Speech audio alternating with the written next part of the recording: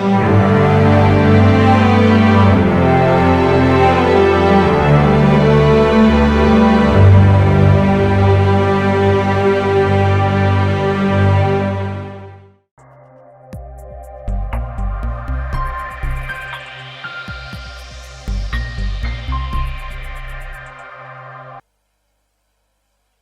है, देखिए पशु की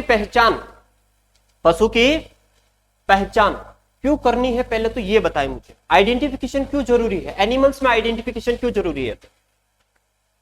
एनिमल्स में आइडेंटिफिकेशन क्यों जरूरी है? उनकी पहचान करने के लिए। किस तरह से? अगर किसी पशु में टीकाकरण हुआ है तो उसको अपन अलग नंबरिंग या फिर अलग कोई पहचान देकर अलग कर लेते हैं। किसी पशु में कोई रोग आया हुआ है, अगर बाई चांस किसी पशु में कोई रोग आया हुआ है या फिर कोई रोग परंपरागत तरीके से उसमें चलता हुआ आ रहा है, तो ऐसे पशु को अपन क्या करते हैं? अलग कर देते हैं, कुछ नंबरिंग अलग कर देते हैं। या फिर सपोज डेट आपके पास 100 से 150 पशु है। ये वैसे आइडेंटिफिकेशन बड़े बड़े डेयरी फार्मों पे ही होते हैं। नॉर्मल आपके घरों में 1-2 गायों के आइडेंटिफिकेशन के लिए काम नहीं आता। ऐसे नहीं कि आपके घर पे 2 भैंसे हैं और दोनों पर आइडेंटिफिकेशन के लिए आप नंबरिंग कर दो, तो वो पॉसिबल नहीं है। अपने घर पे अपन सीमा और गीता नाम रख के भी काम चला सकते हैं ना भाई। 2 नाम मेजरली रख लिए, नर हुआ तो गणेश रख दिया और मादा हुई तो सीमा, गीता, मीना, जो भी है, संजू वगैरह जो भी नाम रखना है आप लोग नाम रख के काम चला सकते हैं। लेकिन 2-3 गायों या 2-3 पशुओं के लिए ये काम की नहीं है। बड़े बड़े जो डेयरी फार्म होते हैं वहां पर काम आती है। जैसे आप लोगों के पास 100 पशु है, अब 100 पशु, जैसे आप लोगों के पास गाय की 100 नस्लें हैं और अब आप लोगों को पर्टिकुलर वहां पर डिवाइड करना है कि भाई साहिवाल की इतनी नस्लें हैं, साहिवाल गिर की इतनी है, जर्सी इतनी है, एचएफ इतनी है। तो इन चीजों को आइडेंटिफिकेशन के लिए आप क्या करते हैं? जैसे साहिवाल को सबको 1-1 नंबर देके अलग कर लिया, ठीक है। या फिर किसी में इस तरह से भी आइडेंटिफिकेशन अपन कर सकते हैं, जैसे कोई अच्छी दूध उत्पादक नस्ल है उनको सेपरेट करने के लिए आप अलग कर ले, ठीक है। वही सारी आइडेंटिफिकेशन जैसे अपन भेड़ों के अंदर करते हैं, क्या रंग लगाते हैं, भेड़ों में क्या करते हैं? रंग लगाते हैं। और रंग लगाने की प्रचलन अब मानव फॉलो कर रहा है। कैसे? देखिए, आइडेंटिफिकेशन का तरीका अपन यूज करते थे किसके अंदर? भैंसों के अंदर यूज करते थे। लेकिन आज इसको फॉलो कर रहा है कौन? मानव फॉलो कर रहा है। यही कर रहे हैं, रंग बिरंगे बाल, रंग बिरंगे बाल। ये देखिए, आइडेंटिफिकेशन का तरीका क्या था? भैंस के लिए था। फॉलो कौन कर रहा है? ये परंपरा आज भी प्रचलित है, आज भी ये चाल चलन में है। और देखो, ये देखिए, इसे अपन बोलते थे उस्ता कला। क्या बोलते थे?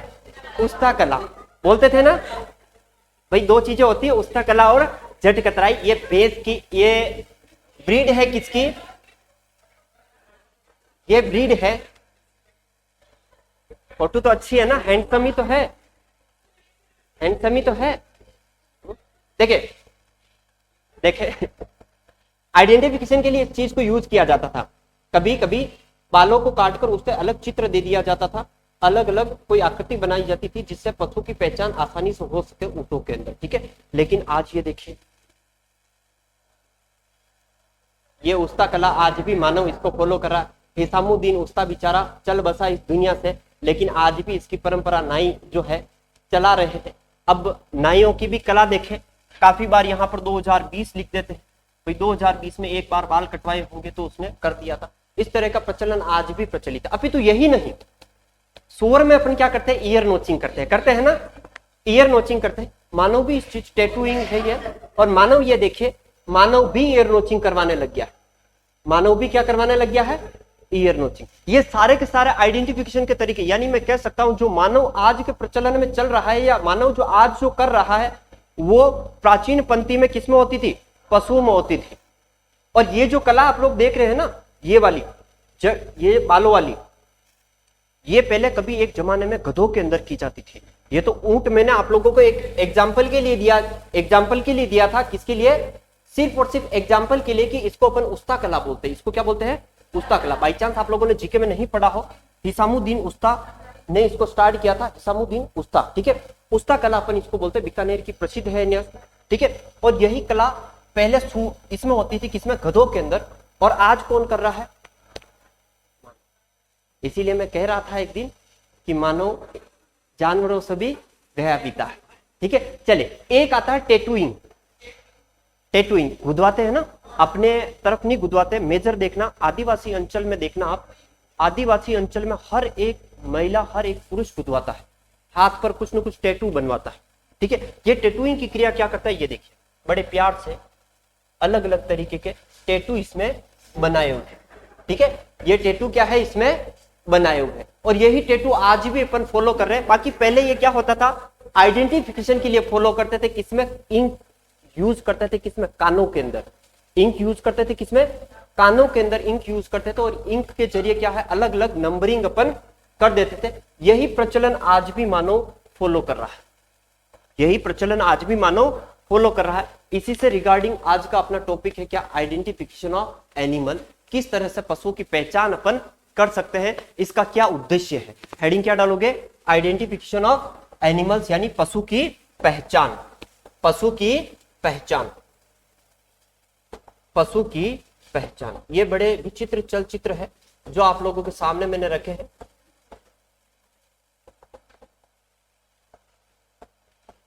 पहचान, आइडेंटिफिकेशन ऑफ एनिमल्स,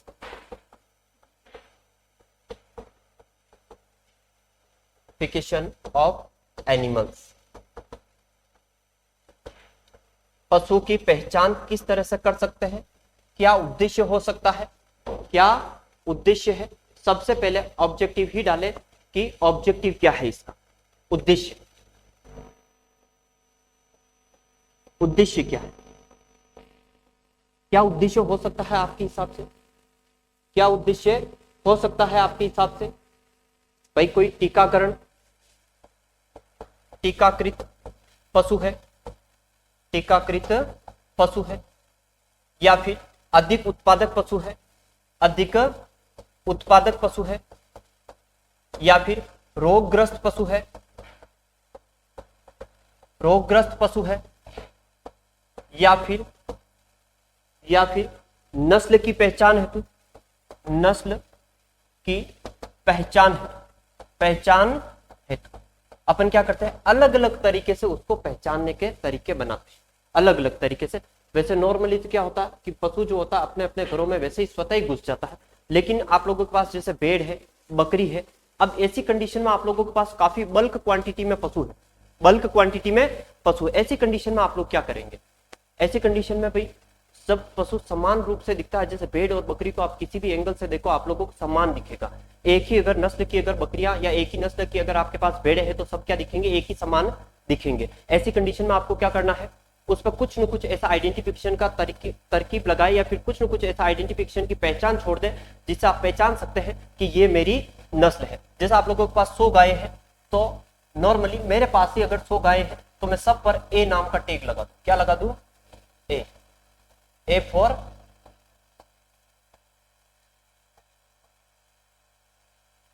मेरी, ए फॉर मेरी। जैसे नारू जी के पास अगर कोई गाय है, नारू जी क्या करेंगे, एन नाम का टैग लगा देंगे, N1 N2, यानी नरेंद्र 1, नरेंद्र 2, नरेंद्र 1, नरेंद्र 2। इस तरह से क्या है, नस्लों की आइडेंटिफिकेशन हो सकती है। भाई अगर बाई चांस पशु खो जाए, अपन इसमें यह भी लिख सकते हैं चोरी से बचाव के लिए, किसके बचाव के लिए, चोरी से बचाव के लिए, ये भी आप लोग इसमें लिख सकते हैं चोरी से बचाव के लिए। वैसे चोरी से तो क्या ही बचाएंगे पशु को, चोरी से बचाव है, ये सारे इसके उद्देश्य हो सकते हैं, ये आइडेंटिफिकेशन के उद्देश्य हो सकते हैं। आजकल मार्केट में एक टैग आने लग गया प्लास्टिक का, इस तरह से आप लोग देखना, एक टैग आता है पीले कलर का, पशु के अंदर लगाते, यहां बारकोड होता है, यहां क्या होता है, बारकोड। बाई चांस अगर मानव मानववादी प्रथा पर कायम रहे और मानव अगर अपनी मानवता दिखाए तो मोबाइल के अंदर इस बारकोड को स्कैन करके पशुपालक का पता लगा सकता है, पशुपालक का पता लगा सकता है। जब ये टैग कब लगता है, जब अपन पशु का बीमा कराते हैं, यानी बीमाकृत जो पशु होता है उसकी आइडेंटिफिकेशन के लिए भी अपन ये कर सकते हैं। जब कोई पशुपालक बीमा करवाता है अगर पशु का, तो उसके अंदर पशु की नस्ल कौन सी है, ठीक है, कितना दूध देती है, या फिर किस क्वालिटी की है, अच्छी उत्पादक है या बेड प्रोडक्टिव है, ये सारी चीजें उसमें आ जाती है। पशुपालक का नाम, पशुपालक का एड्रेस, सब कुछ संपूर्ण इस बार कोड में लिखा हुआ रहता है, और इस तरह से अपन पशुओं की क्या कर सकते हैं, आइडेंटिफिकेशन कर सकते हैं। यही चीज कुछ तरीके हैं, जिसमें सबसे पहला तरीका अपने पास क्या आता है, टैटूइंग। क्या आता है, टैटूइंग। अब नाम ध्यान रखना, देखो इंग्लिश में याद रखना तुम लोगों के लिए बहुत जरूरी है, मैं ये मानता हूं। अगर तुम लोगों ने इंग्लिश में टैटूइंग याद नहीं रखा तो फिर आगे जाकर दिक्कत होने वाली है। टैटूइंग को हिंदी में बोलते हैं अपन गोदना। क्या बोलते हैं? गोदना। और नॉर्मली अपन यही तो बोलते हैं गुदवाना। हाथ पर नाम गुदवा दिया मैंने, हाथ पर नाम गुदवा दिया। और कहते हैं कि 20-25 रुपए या 30 रुपए में हाथ पर टैटू बन जाता है, लेकिन मिटाने के लिए लाखों रुपए खर्च होते हैं। मिटाने के लिए लाखों रुपए खर्च होते हैं, सर्जरी होती है, तब जाकर ये टैटू वापस मिटता है। और आजकल तो शायद गवर्नमेंट जॉब में भी एसेंशियल कर रखा है कि हाथ पांव एकदम क्लीन होने चाहिए। Clean in the sense unique की गोरे चिट्टे होने चाहिए। इसका मतलब यह है कि उसके ऊपर कोई टैटू या कोई मार्किंग नहीं होनी चाहिए। और मोस्ट ऑफ केस में जो सिविल सर्विसेज में होते हैं उनके ऊपर तो ये होना ही चाहिए। आर्मी हो गई, सिविल सर्विसेज हो गई, उन पर कोई आइडेंटिफिकेशन नहीं होनी चाहिए, ताकि बाई चांस कभी रेयर केस में कभी कभी पकड़ा भी जाए कहीं किसी के हाथों, तो आप लोगों की आइडेंटिफिकेशन नहीं हो सके कि ये इस नाम का व्यक्ति है, इस जगह का व्यक्ति है। ठीक है, तो ये ध्यान रखना। गुदवाने का मतलब होता है टैटू बनवाना। क्या बनवाना? टैटू बनवाना। अब ये टैटू क्या होती है? देखो, परमानेंट यानी स्थायी विधि होती है। कैसी होती है? स्थायी विधि होती है। स्थायी विधि। एक एक पॉइंट में डिस्क्राइब करते हुए चल रहा हूं, एक एक पॉइंट ही आप लोगों को याद करना है। पहला आप क्या याद करेंगे? स्थायी विधि।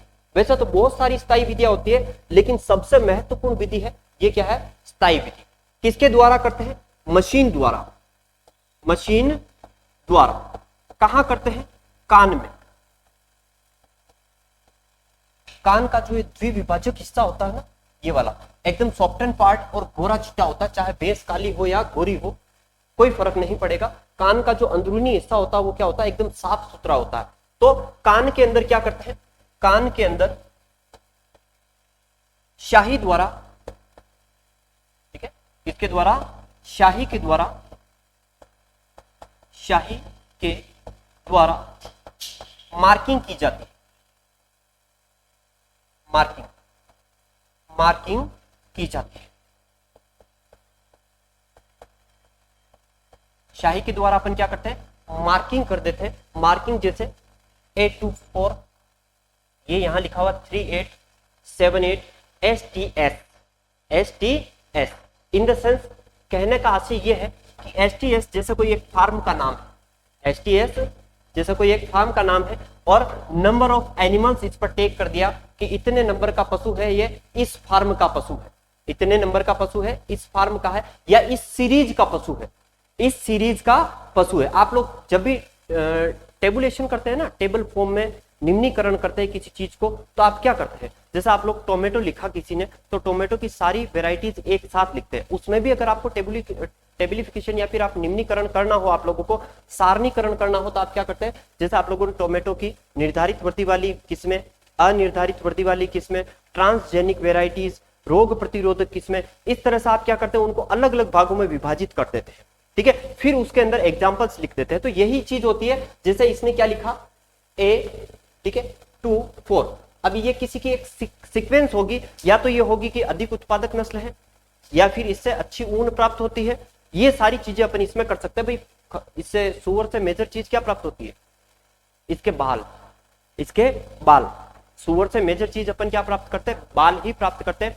बाल के बाद मांस प्राप्त करते हैं, बाल के बाद मांस करते हैं। लेकिन जंगली सुअरों से ज्यादा है घरेलू यानी पालतू, ये जो गांवों के अंदर जो घूमने वाले सुअर है, ये ज्यादा है। तो इनके लिए क्या करते हैं? सिर्फ और सिर्फ इनका बाल ही यूज करते हैं, मांस इनका यूज नहीं किया जाता। जंगली जो सुअर होता है, जिसे हुर बोलते हैं, और हुर का अपन मांस यूज कर सकते हैं। तो इस तरह से अपन इन पे क्या करते हैं? मार्किंग कर देते हैं, जिससे आइडेंटिफिकेशन हो जाती है कि भाई ये नस्ल जो है या ये पशु जो है इस कैटेगरी का पशु है। तो किसके द्वारा कर रहे हैं? मशीन के द्वारा करते हैं। और अपन हाथों में भी टैटू बनवाते हैं, तो किसके द्वारा बनाते हैं? मशीन के द्वारा बनवाते हैं। अब बस फर्क इतना है कि इसका स्थल आपसे पूछ लिया जाए कि टैटूइंग पशु में कहां की जाती है, तो टैटूइंग पशु में कानों के अंदर की जाती है। कहां की जाती है? कानों के अंदर। कानों के अंदर क्या भरी जाती है? शाही भरी जाती है, यानी इंक भर देते हैं, और इस इंक से मार्किंग करते हैं। यही क्या होती है? टैटूइंग होती है। चले, इसका नेक्स्ट पॉइंट अगर देखे टैटूइंग का, टैटूइंग का अगर अगला पॉइंट देखे, तो सबसे महत्वपूर्ण पॉइंट इसमें आता है एज। क्या आती है? एज। किस एज में आपको टैटूइंग कर देनी चाहिए? 1 से 2 सप्ताह। 1 से 2 सप्ताह के जो पशु होते हैं उसके अंदर आप लोगों को टैटूइंग कर लेनी चाहिए। इसके अलावा आपको मेजर एनिमल्स की बात है, तो मेजर एनिमल्स में आप लोग क्या याद करेंगे? गाय व भैंस। क्या याद करेंगे? गाय व भैंस, यानी मेजरली टैटूइंग किसके अंदर, भैंस, मेजरली टैटूइंग किसके अंदर करते हैं, गाय व भैंस के अंदर करते हैं। यह महत्वपूर्ण क्वेश्चन है और यहां से मेजरली क्वेश्चन बनता है, ये आप लोग ध्यान रखें। इसके अलावा नोट करके इसमें लिख ले, नोट करके इसमें एक महत्वपूर्ण पॉइंट लिख ले, सर्वोत्तम विधि है, सर्वोत्तम विधि, यानी पशु पहचान की सर्वोत्तम विधि कौन सी है, तो सर्वोत्तम विधि है अपने पास कौन सी, टैटूइंग यानी गोदना। इसी के साथ ये कौन सी विधि है, स्थायी विधि है, परमानेंट मेथड है, स्थायी विधि, स्थायी विधि एक परमानेंट मेथड है आइडेंटिफिकेशन का। अब आप लोगों को यहाँ पर नॉर्मल एक ही क्वेश्चन पूछा जाता है, निम्न में से पशु की पहचान का सबसे महत्वपूर्ण तरीका कौन सा है, तो पशु की पहचान का सबसे उत्तम और महत्वपूर्ण जो तरीका है वो कौन सा है, टैटूइंग। कौन सा है, टैटूइंग। निम्न में से कौन सा पशु पहचान के तरीके हो सकते हैं, ईयर नोचिंग, ये जो माइनर इन माइनर ही दिया जाए सभी क्या होंगे, पशु पहचान के तरीके हो सकते हैं, लेकिन सर्वोत्तम विधि और सबसे उत्तम विधि मानी जाती है कौन सी, टैटूइंग मानी जाती है। इसके अंदर क्यों, क्योंकि इसके अंदर दर्द कम होता है, पशु को दर्द कम होता है। और किस एज में कर देनी चाहिए टैटूइंग, तो 1 से 2 सप्ताह में कर देनी चाहिए। माइनरी जो भी एक बार लिखना हो जल्दी से लिखे, फिर नेक्स्ट विधि के ऊपर अपन बढ़ते हैं, जल्दी से लिखिए इसको। पशु की पहचान, टीकाकरित, अधिक उत्पादन, रोगग्रस्त पशु, नस्ल की पहचान या चोरी से बचाव हेतु अपन पशुओं में क्या करते हैं, इसकी आइडेंटिफिकेशन करते हैं। लिख लिया नॉर्मल, लिखना है किसी को नहीं, चले अगला देखें, टैटूइंग जिसे अपन क्या बोलते हैं, गोदना बोलते हैं। किसके द्वारा करते हैं, मशीन के द्वारा, कान के अंदर शाही के द्वारा मार्किंग की जाती है, नॉर्मल चीज है। इसके अलावा इसमें एज क्या रखी जाती है, 1 से 2 सप्ताह रखी जाती है। मेजर एनिमल्स कौन सा है, गाय व भैंस है। इसके अलावा ये सर्वोत्तम विधि मानी जाती है किसकी, आइडेंटिफिकेशन की एक सर्वोत्तम और उत्तम विधि मानी जाती है। इसके अलावा अपने पास कौन सी आती है, ईयर नोचिंग। कौन सी आती है, ईयर नोचिंग, यानी कान काटना।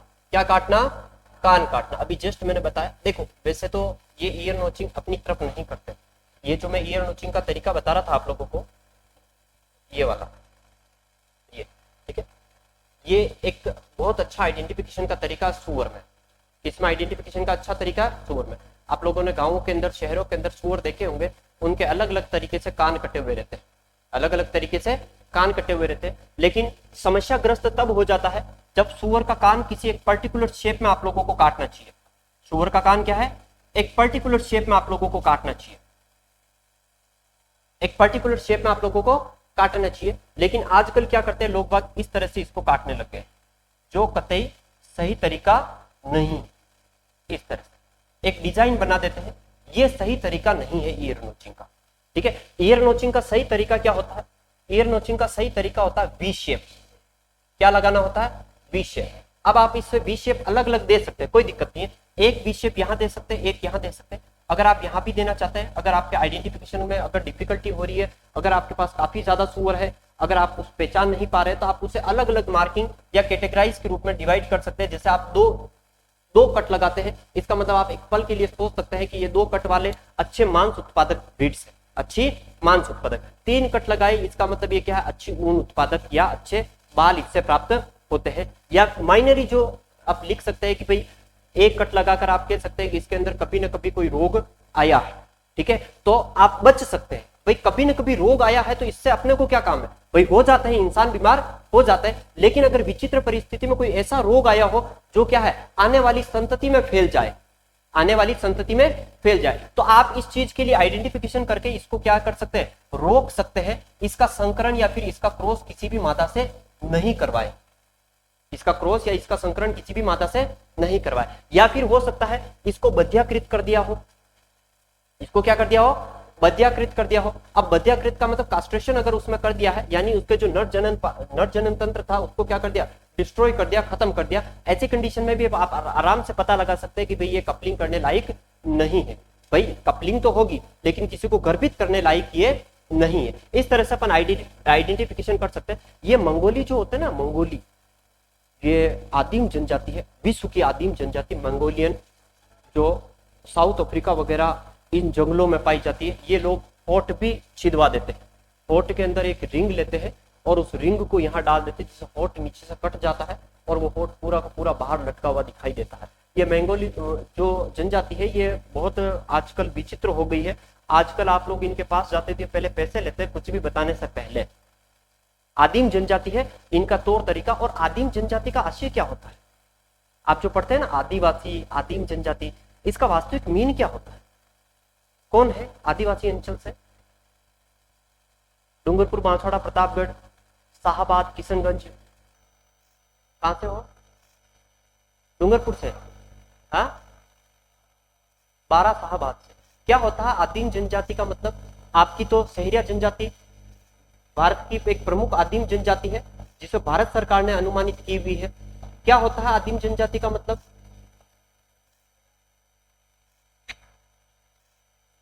आदिवासी का मतलब नहीं पता है ना? आदिवासी का मतलब होता है जिनका कोई तौर तरीका नहीं होता, जिनके ऊपर कोई शासक अधिशासित नहीं होता, ठीक है, उनके नियम खुद के होते हैं। एक ये नारा लगाते जे जोहर, जोहार के नाम से नारा लगाता। जोहार का मतलब होता है वनस्पति। क्या होता है? वनस्पति। यानी वो किसकी जय बोल रहे हैं? वनस्पति की बोल रहे हैं। यानी जोहार का मतलब होता है इस दुनिया को पालने वाली प्रकृति की जय हो, इस दुनिया को पालने वाली प्रकृति की जय हो। और मैं तो वास्तविक मायने में इतना मानूं कि आज की जो आदिम जनजाति है, आज की जो आदिवासी जनजाति है, यही भारतीय संस्कृति को कायम और भारतीय संस्कृति को बनाने का एक अहम भूमिका निभा रही है। बाकी जितने भी शिक्षित होकर जो भटक रहे हैं, ये सारे पाश्चात्य संस्कृति की ओर बढ़ते हुए जा रहे हैं, ठीक है। तो आदिम जनजाति का मतलब सीधा सा होता है कि भाई एक पर्टिकुलर उनकी जनजाति होती है और यही चीज वो करते थे, टैटूइंग वगैरह वो कभी न कभी करते थे। इसी तरह से अपन ईयर नोचिंग किसमें करते हैं? पिग यानी सुअर में करते हैं। किसमें करते हैं? पिग यानी सुअर। सुअर में की जाती है। ये किसमें की जाती है? सुअर में। और सीधा सा एक ही क्वेश्चन पूछा जाता है, ईयर नोचिंग किसमें की जाती है? सुअर के अंदर की जाती है। इसमें क्या किया जाता है? कान को काटा जाता है। कान को क्या किया जाता है? काटा जाता है, ठीक है। किस शेप में काटा जाता है? वी शेप में, वी आकार, आकार, ठीक है। सुअर के कान किस आकार में काटे जाते हैं? वी आकार में काटे जाते हैं। इस तरह से आप लोगों को दिख रहा होगा, ये सुअर है और ये इसके कट के तरीके बता रखे हैं कि इस तरीके से आप कट लगा सकते हैं। अपितु ये भी होता है, देखिए जैसे आप लोगों ने एकदम हेड के पास कट लगाया है तो उसकी आइडेंटिफिकेशन कुछ और हो सकती है, ठीक है। ये आप लोग वर्गीकरण करेंगे, इसका वर्गीकरण आपको करना है। यहां मैं नहीं कह सकता कि 27 नाम का जो है वो सीधा सा फिक्स है कि ये सिर्फ रोगग्रस्ती, ऐसा कोई फिक्स नहीं है। आप कर सकते हैं, जैसे आप लोग ये मार्किंग करें कि जो बिल्कुल सर के पास जो कट लगाया हुआ है, ये कट सारे पशु क्या है? अच्छी ऊन उत्पादक है या फिर इनके अंदर कोई रोग है। तो इस तरह से जिन पे भी कट लगा होता है कि फिर आप पहचान सकते हैं कि किस किस के सर के पास कट लगा हुआ है, किस किस के सर के पास कट लगा हुआ है। और सर के पास कट जो भी लगा हुआ उसने आपने बोल दिया कि इसमें ऐसा कोई रोग हुआ है जो अगली संतति में संचारित हो सकता है। ऐसी कंडीशन में आप सभी सूअरों को देख सकते हैं कि सर के पास कट वाले सारे सूअरों को क्या कर दिया जाए? अलग कर दिया जाए। तो ये एक आइडेंटिफिकेशन का एक अच्छा तरीका है जो किसमें किया जाता है? सूअर के अंदर किया जाता है। इसमें कान को काटा जाता है, किस आकार में काटा जाता है? वी आकार में काटा जाता है। इसके अलावा देखिए पेंटिंग यानी रंग लगाना। क्या लगाना? रंग लगाना। और ये तरीका आज मानव भी अच्छा खासा फॉलो कर रहा है। आप भी अपने बालों को कलर करवाते हैं, ठीक है, वो काले भूरे नीले करवाते हो वो तो ठीक है, लेकिन आजकल लाल हरे पीले ये भी करवाने लगे लोग भाग बड़े चाव, ठीक है। तो यही एक तरीका है आइडेंटिफिकेशन का। अब यहाँ देखिए एक मैंने फोटो लिया है, ये वाला पोर्शन देखिए। ये इस फोटो में आपको क्या चीज कॉमन लग रही है? इसमें करते हैं, शिप में करते हैं। एग्जाम्पल आप क्या लिखोगे? शिप यानी पेड़। पेड़ में करते हैं। सीधा सा एक ही क्वेश्चन बनता है कि पेंटिंग किस में की जाती है? भेड़ में की जाती है। और जब पेंटिंग भेड़ में करते हैं तो इससे ऊन जो होती है, ऊन क्या होती है? खराब हो जाती है। ऊन क्या होती है? खराब हो जाती है। इसीलिए आजकल इस मेथड को थोड़ा कम करने लगे हैं और गांवों में तो अभी भी प्रचलित है। ऊन खराब हो जाती है उसके बावजूद भी ये यूज करते हैं, ताकि क्या है पर्टिकुलर कोई वे में, जैसे आप कोई कपड़े बनाना हो तो इस तरह से आप कपड़े वगैरह नहीं बना सकते, क्योंकि पेंट में केमिकल्स होते हैं और केमिकल्स क्या करती है? इसकी ऊन को खराब कर देती है। इस फोटो में आप देखिए क्या आपको कॉमन चीज मिल रही है। देखो यहाँ दो चीज कॉमन चीज है, नेवी ब्लू और रेड। नेवी ब्लू और रेड, इसका मतलब क्या है? ये जो सारी जो नस्लें हैं या फिर ये जो सारा जो पशु है ये किसी एक ही पशुपालक का है। ठीक है, इसी के बीच में देखिए कुछ और भी कलर दे रखा है, ये देखिए। ठीक है, अब ये इस तरह से अगर सारी भेड़ें बिना रंग के अगर मिक्स हो जाती तो आप किस तरह से आइडेंटिफाई करते हैं? कठिन था थोड़ा सा, लेकिन अब आप गर्दन पकड़ के सीधा से यूं कर सकते हैं, चल तू इधर आ, है ना, पकड़ के कर सकते हैं ना, चल भाई तू इधर आ जा, तू इधर जा, है ना। ये आइडेंटिफिकेशन का एक आसान तरीका हो गया, इस पर कलर लगाकर अपन क्या कर रहे हैं, इसको पहचान रहे हैं। सेम इसी तरह से यहां देखिए, ये देखिए एक ही कलर लगा रखा है, यानी सारी की सारी क्या है, एक ही पशुपालक की नस्ल है या एक ही पशुपालक के पशु है। इसके अलावा अपने पास क्या आता है, टैगिंग। ये टैगिंग एक वैज्ञानिक विधि है। कैसी विधि है? वैज्ञानिक विधि। वैज्ञानिक विधि। टैगिंग के अंदर समझाने की क्या चीज है, टैग लगाए जाते हैं। इसमें क्या करते हैं, टैग लगा देते हैं, टैग लगाते हैं। और ये टैग पहले आते थे एल्यूमिनियम, सबसे पहले चलते थे जेद के, फिर पीतल के आने लगे। किसके आने लगे? पीतल के आते थे ना, पीतल ही आता था, तांबा यूज नहीं करते, पीतल। आप लोगों ने देखा होगा ये पीतल के टैग्स तो मैंने देखे हुए पुड़के बोलते थे, इसको क्या बोलते थे? पुड़के, पुड़के। ठीक है, छोटे छोटे इस तरह से बटन की तरह आते हैं, जो आजकल लड़कियां टोस पहनती है कानों में, उस तरह से। ठीक है, छोटे छोटे टोस का मतलब समझे? टॉप्स बोलते हैं क्या? आपको बड़ा पता है? एक्सपीरियंस बोलता है हमेशा, है टॉप्स बोलते हैं। क्यों भाई? बालियां अलग होती है, ये अलग होता है, ये अलग होता है। इस तरह की फुड़के आती थी जिसके पीछे क्या एक पेच लगाया जाता था, इस तरह से एक पेच होता था, और पेच के पास वापस एक स्क्रू की तरह होता था, कान के अंदर छिद्र करके उसको अंदर डाल दिया जाता था। आज भी करते हैं लोग बात, इसे कान गुदवाते हैं। अभी तो लड़कियां ही नहीं, अब तो लड़के भी गुदवाने लग गए हैं कान, और लड़के कान ही क्या नाक तक गुदवाने लग गए हैं। ये परंपरा भी बच गई थी जो लड़कों ने पूरी कर ली।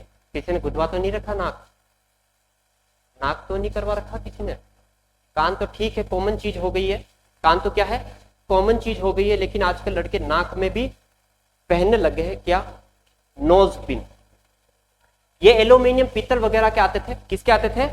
एल्यूमिनियम पीतल वगैरह के आते थे। लेकिन आजकल किसके आते हैं? प्लास्टिक के आते हैं। किसके आते हैं? प्लास्टिक के, पॉलीयूरेथीन क्या बोलते हैं जिसे, आजकल आते हैं प्लास्टिक के, प्लास्टिक। या फिर आप यूं बोल सकते हैं पॉलीयूरेथेन। इसको थोड़ा इधर लिखूंगा ताकि इजी वे में आप याद कर सकें। पॉलीयूरेथेन।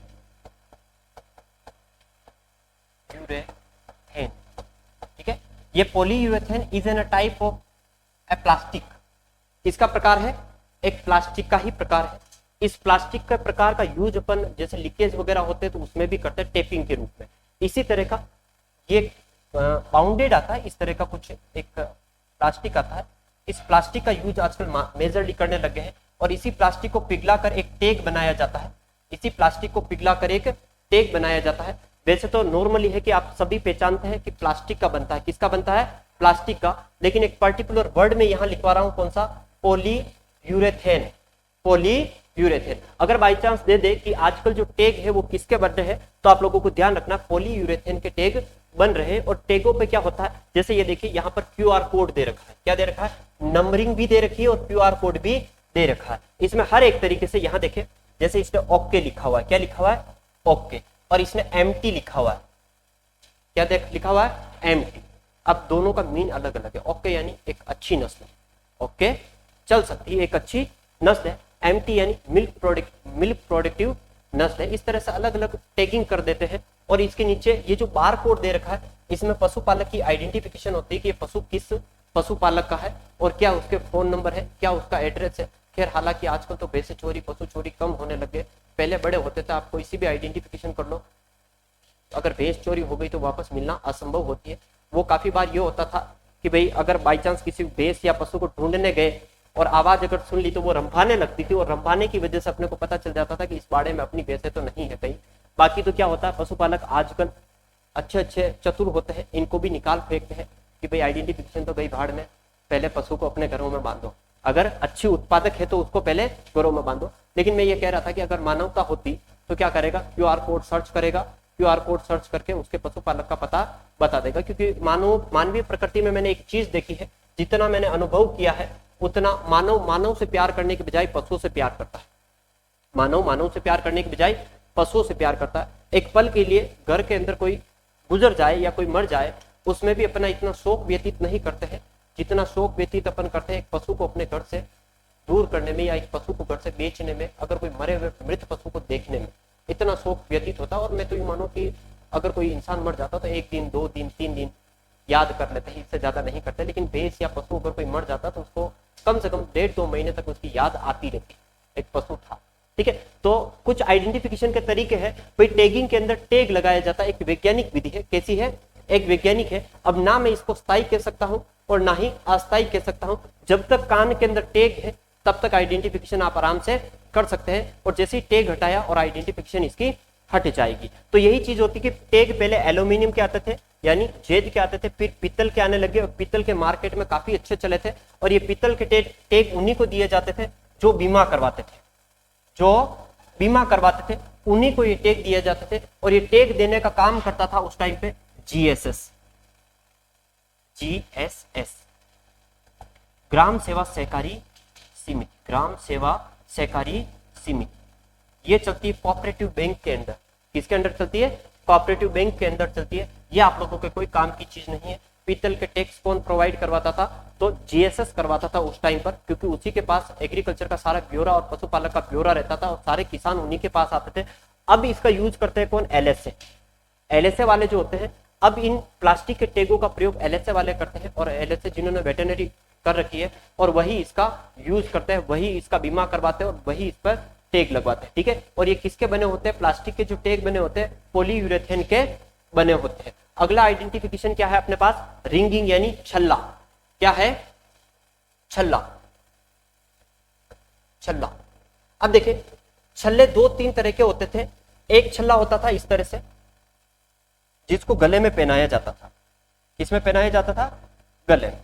लेकिन ये छल्ले कोई सक्सेसफुली नहीं हुए थे, ये रिंग्स कभी सक्सेसफुली नहीं हुई थी। क्योंकि जब पक्षी जो होता था, पक्षी अगर नीचे दाना चुगने के लिए झुकता और सारे के सारे क्या होते, टैग्स गिर जाते, फिर वापस एक एक को पहनाना बड़ा भारी पड़ता था। इसलिए क्या किया उन्होंने, रिंग मेथड दिया। और रिंग में क्या किया जाता था, ये वाली जो रिंग होती थी उसमें मार्किंग करके पशु का जो पांव होता था, पक्षी का जो पांव होता है, पक्षी के पांव में पहना दिया जाता था। तो सीधा सा है, रिंगिंग किसका है, पक्षी की पहचान का तरीका है, पक्षियों में किया जाता है। किसमें किया जाता है, पक्षियों में। और अपने पास मेजर पक्षी कौन सा आता है, मुर्गी आती है। तो मुर्गियों के अंदर ये रिंगिंग वाला सिस्टम अपन फॉलो करते हैं।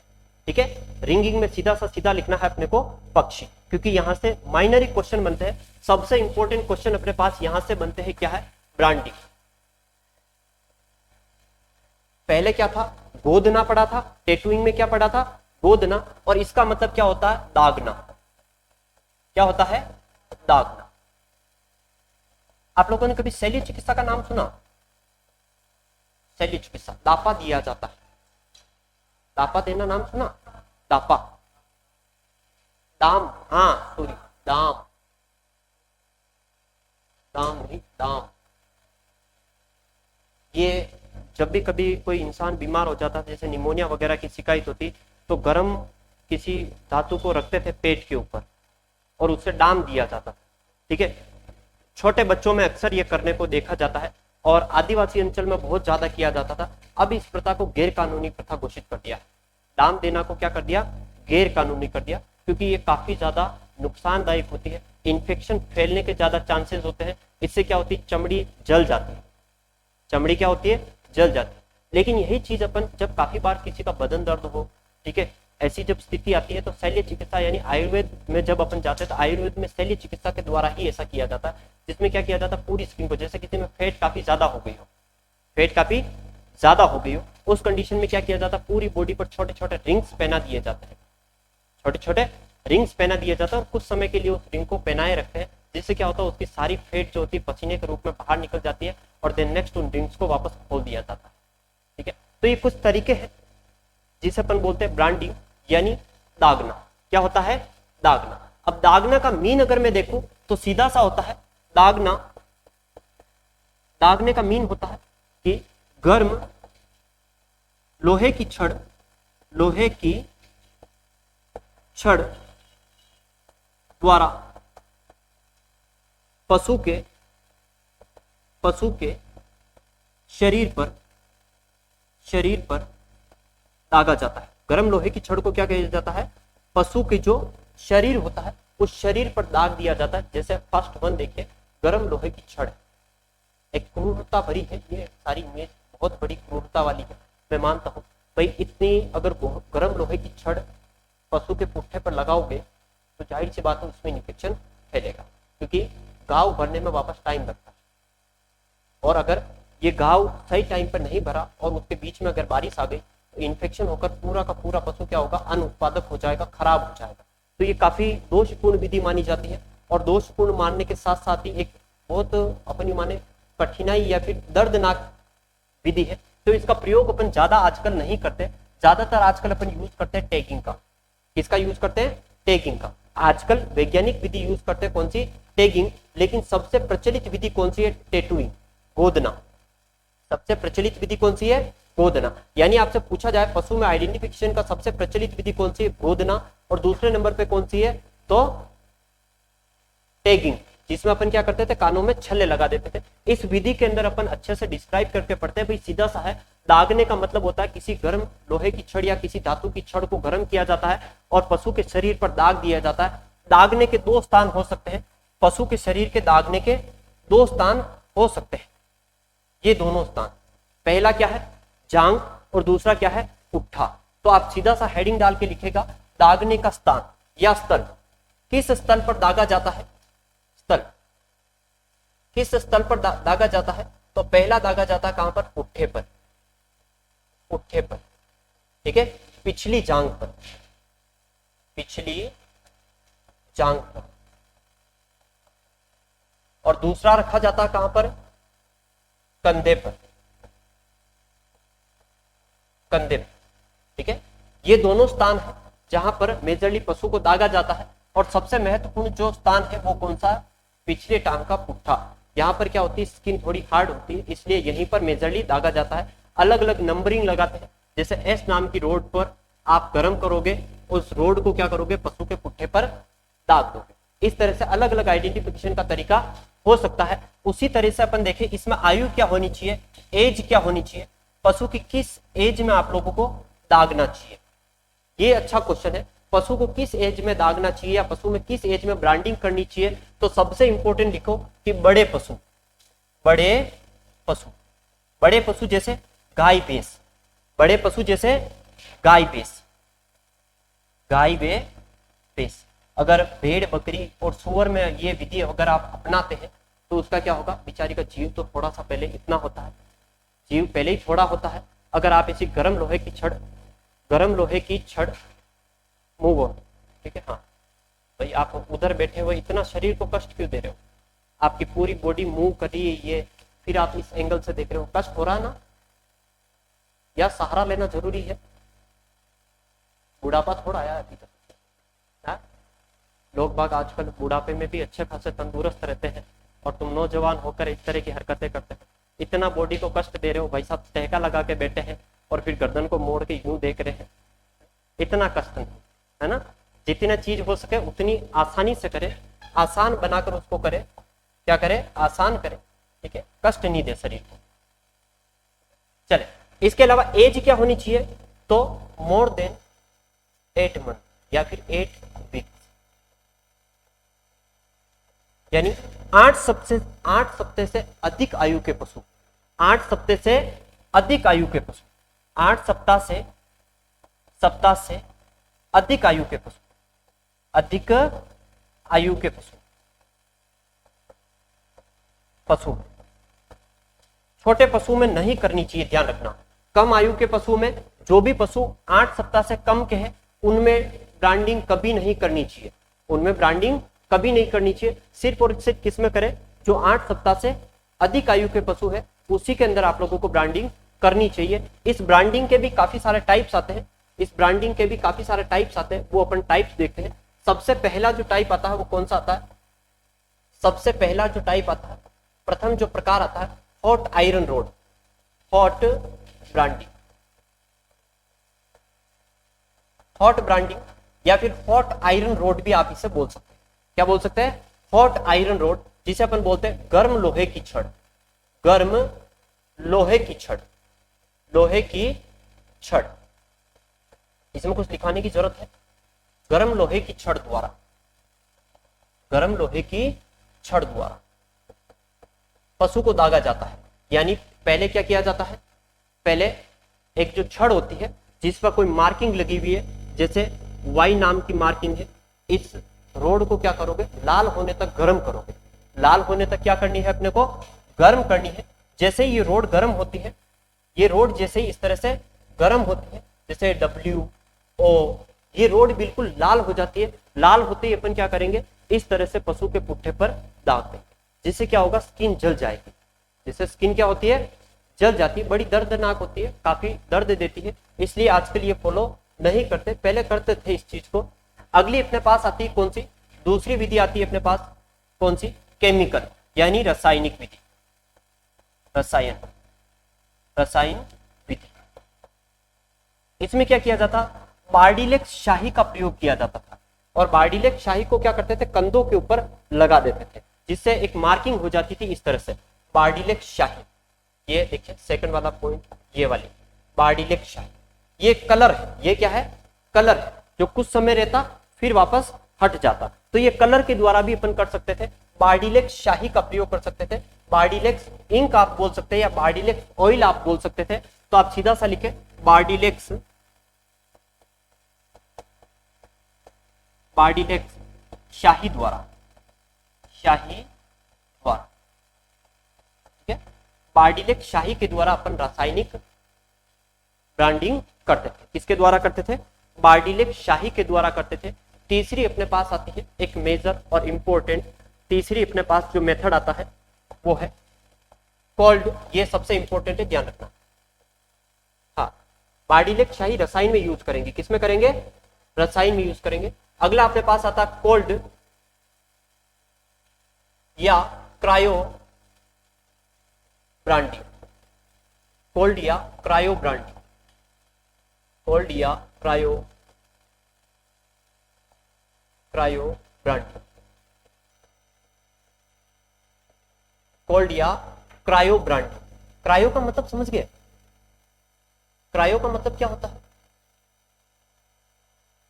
क्रायो नाम पहले कहीं सुना होगा, आर्टिफिशियल इंसेमिनेशन में आपने सुना होगा, क्रायो प्रिजर्वेशन आया।